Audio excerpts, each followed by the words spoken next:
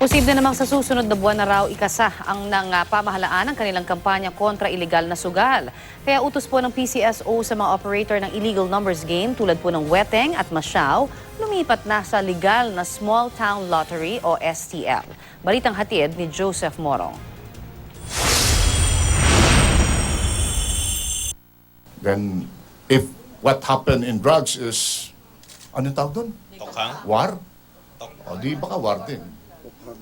You know, what we want, when I assume, as PCSO, the President gave instruction, prepare the ground for war against illegal gambling. You heard that already. Kung Oplan Tokhang ang kampanya ng gobyerno sa illegal na droga, Oplan Double Barrel IG o legal games naman ang ikakasa ng gobyerno laban sa mga nasa likod ng illegal na sugal tulad ng Weteng, Masyaw at Last 2. Babala raw ito, sabi ng Philippine Charities and Sweepstakes Office o PCSO, sa mga operator ng illegal numbers game na tantana na ang operasyon nila at sa halip ay mag-small town lottery na lamang o STL.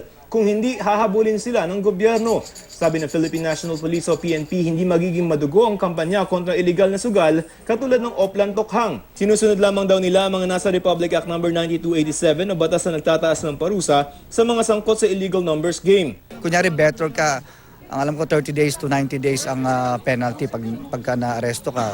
Tapos meron 6 months to 8 months, meron din 6, palaki ng palaki yung penalties. Ang problema, mismong ang PCSO, aminadong ang mga kilalang gambling lord ay sila rin na nag-apply ng prangkisa para sa STL.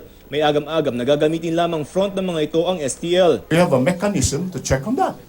Then we will terminate your contract. Nitong nakaraang linggo, sinabi rin ni DOJ Secretary Vitaliano Aguirre na gusto ng Pangulong Duterte na repasuhin ng PCSO ang sistema ng STL. Gusto nilang alisin na ang mga ahente nagpapataya para sa mga operator ng STL dahil nare-remit ng buo sa gobyerno ang nakukubrang pera. Pero hindi birong negosyo ang illegal numbers game. Alam daw ito ni Senator Ping Lacson na naging hepe ng PNP. When I was Provincial Director of Laguna way back in 1992, that's the reason why I stayed there for only 4 months because I requested to be relieved. Kaaway ko lahat yung mga mayors. Ang offer noon, initially 1.2 a month. Just to look the other way. Walang gagawin. Sabi ni DILG Secretary Mike Sueño, posibleng sa susunod na buwan ikakasa ang kampanya laban sa illegal gambling. Pero tila napabayaan na ang operasyon laban sa Weteng kung noong 2015 lampas 7,000 ang mga operasyon ang ginawa ng PNP at nakahuli ng lampas 14,000, bumaba ito sa 4,000 na huli na lamang at mahigit 6,000 na operasyon noong isang taon. Joseph Morong, GMA News.